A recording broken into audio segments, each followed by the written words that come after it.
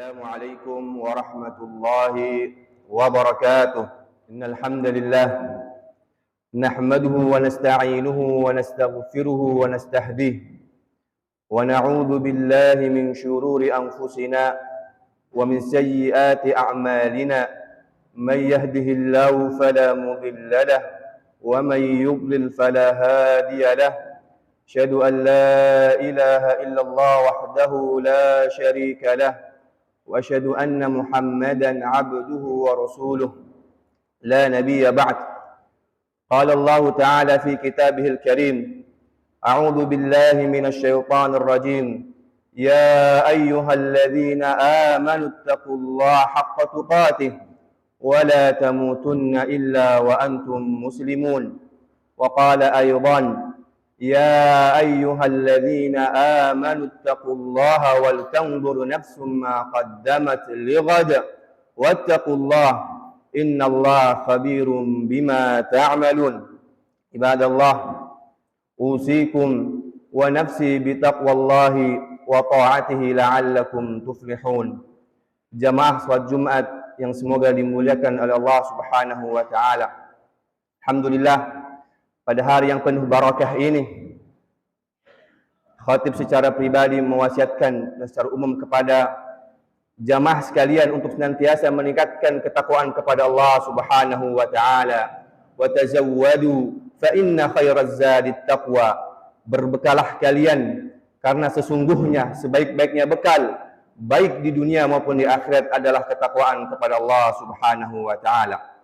Jamaah salat Jumat yang berbahagia, di antara sunnatullah dalam kehidupan ini adalah bahwasanya Allah Subhanahu wa taala menciptakan manusia untuk mengarungi kehidupan ini penuh dengan kesulitan, penuh dengan ketidakpastian, penuh dengan keletihan dan sebagainya. Maka seringkali kita sebagai insan manusia menjumpai bahwasanya lelah dalam menjalankan kehidupan di dunia ini. Maka seorang penuntut ilmu lelah dalam belajarnya, lelah dalam memahami agama Allah Subhanahu wa taala. Begitupun para orang tua, para bapak sebagai tulang punggung keluarga, lelah dalam mencari nafkah untuk istri dan keluarganya. Begitupun para istri, lelah dalam keluarganya, lelah dalam mengurus anak dan rumah tangganya. Karena ini merupakan sunnatullah yang telah Allah tetapkan dalam kehidupan ini. Sehingga Allah menyebutkan dalam surat Al-Balad, laqad khalaqnal insana fi kabad, dan telah kami ciptakan manusia itu fi kabad. Dan di antara makna kabad adalah makna yang dipilih oleh Imam Ibnu Jarir At-Tabari, at-ta'ab wal masyaqqah, letih, lelah, ketidakpastian. Dan itulah kehidupan, hakikat dari kehidupan, bahwasanya kita berkehidupan ini pasti akan menjumpai yang namanya kelelahan, ketidakpastian dan sebagainya. Maka yang menjadi pertanyaan sekarang adalah, apa bekal yang harus kita miliki sehingga kita dapat mengarungi kehidupan yang penuh dengan makar ini, penuh dengan tipu daya ini, agar selamat, agar mendapatkan ketenangan. Jamaah salat Jumat yang semoga dimuliakan oleh Allah Subhanahu wa taala. Yang pertama, marilah kita lihat apa petunjuk Al-Qur'an dalam hal tersebut. Bahwasanya Allah Subhanahu wa taala berfirman dalam surat Maryam, "Wa barram biwalidati wa lam yaj'alni jabbaran syaqiyya." Jamaah, ternyata di antara sebab kita dimudahkannya untuk mengarungi kehidupan ini adalah berbakti kepada kedua orang tua kita. Wa barram biwalidati wa lam yaj'alni jabbaran syaqiyya. Dan aku berbakti kepada ibuku, kepada orang tuaku, dan ibuku tidak menjadikan aku menjadi orang yang sombong dan tidak menjadikan aku orang yang celaka. Maka dalam ayat ini dijelaskan bahwasanya berbaktinya kita kepada kedua orang tua kita menjadi sebab kita mendapatkan kemudahan dalam kehidupan ini. Maka tidak jarang kita melihat dalam Al-Quran betapa pentingnya berbakti kepada kedua orang tua. Allah menyandingkan antara ibadah kepada dirinya dengan berbakti kepada kedua orang tua. Wa qadha rabbuka alla ta'budu illa iyyah wa bil walidaini ihsana. Di sini Allah menyandingkan berbakti kepada kedua orang tua dengan beribadah kepada Allah Subhanahu wa taala. Betapa pentingnya kita berbakti kepada kedua orang tua kita. Sama halnya kita penting hanya beribadah kepada Allah Subhanahu wa taala.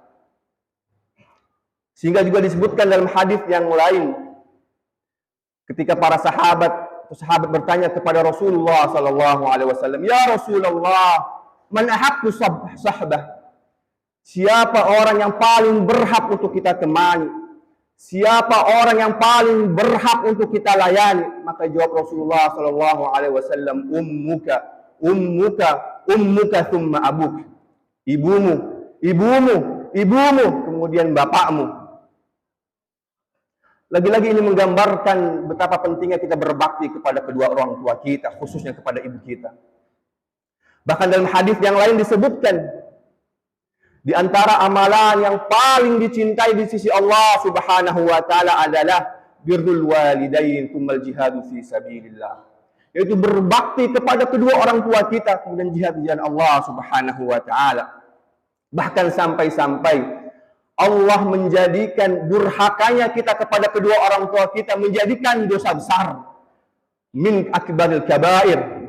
Di antara dosa-dosa besar adalah kita durhaka kepada kedua orang tua kita. Maka marilah kita lihat dalam kehidupan ini, dalam kesulitan yang kita jumpai, sudahkah hubungan kita baik dengan kedua orang tua kita? Sudahkah adab kita terhadap kedua orang tua kita sudah kita penuhi? Sudahkah kita taat kepada kedua orang tua kita?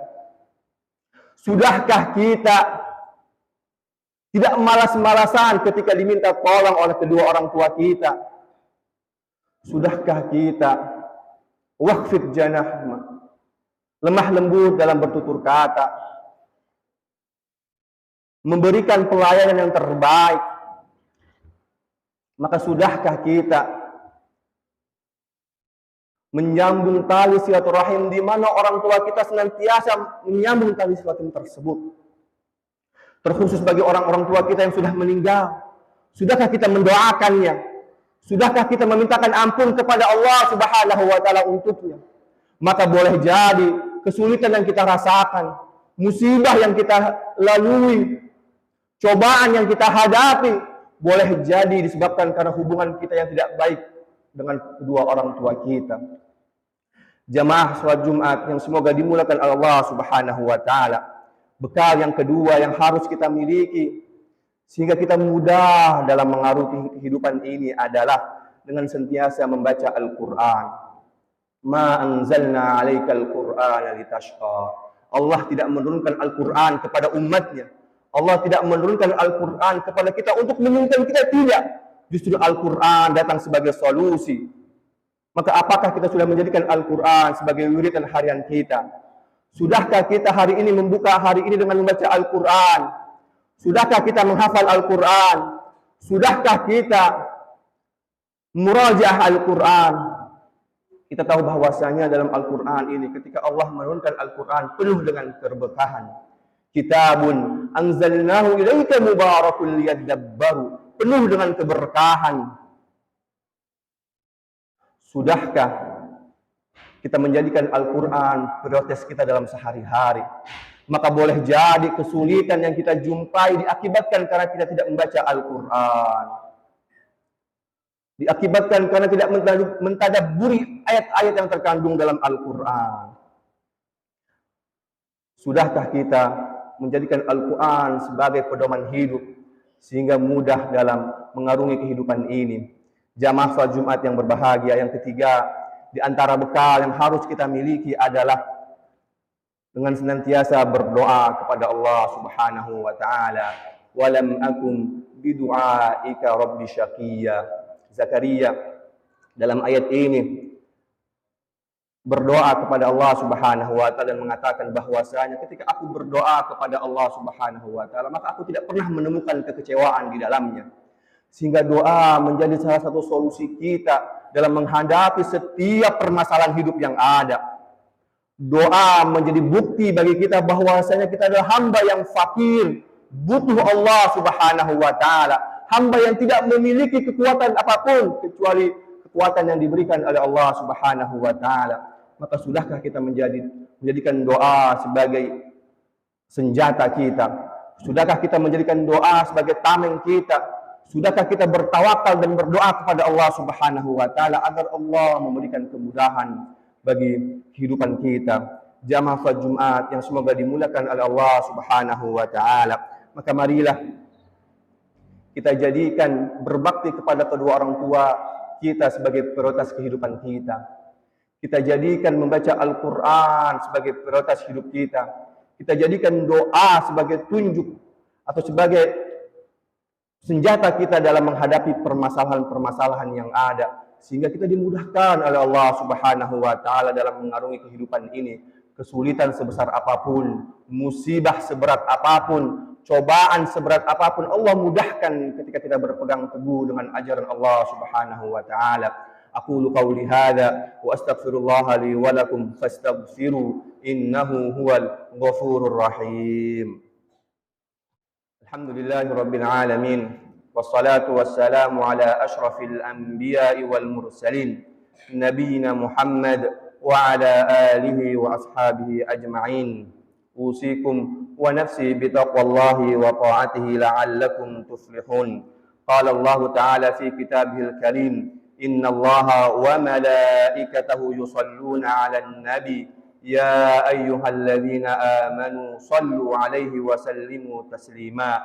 Allahumma salli 'ala Muhammad wa 'ala ali Muhammad kama sallaita 'ala Ibrahim wa 'ala ali Ibrahim wa barik 'ala Muhammad wa 'ala ali Muhammad kama barakta 'ala Ibrahim wa 'ala ali Ibrahim fil 'alamin innaka Hamidum Majid. Allahumma ighfir lil muslimina wal muslimat wal mu'minina wal mu'minat al ahya'i minhum wal amwat alladhina shahidu laka bil wahdaniyah wa li nabiyyika bir risalah wa matu 'ala dhalik. Allahumma inna nas'aluka al huda wat tuqa wal 'afaf wal ghina. Allahumma inna nas'aluka ridhaka wal jannah wa na'udzu bika min sakhatika wan nar. Allahumma aslih lana dinina alladhi huwa ismatu amrina wa aslih lana dunyana allati fiha ma'ashuna wa aslih lana akhiratana allati ilaiha ma'aduna. Allahumma ij'al hayata ziyadatan lana fi kulli khair waj'al mauta rahatan lana min kulli syarr ya rabbal alamin. Rabbana la tuzigh qulubana ba'da إذ هديتنا وهب لنا من لدنك رحمة إنك أنت الوهاب. ربنا آتنا في الدنيا حسنة وفي الآخرة حسنة وقنا عذاب النار. عباد الله إن الله يأمركم بالعدل والإحسان وإيتاء ذي القربى وينهى عن الفحشاء والمنكر والبغي يعظكم لعلكم تذكرون. فاذكروا واشكروا نعمه على يزدكم ولذكر الله أكبر والله يعلم ما تصنعون. يا من في قلبك رحمة للناس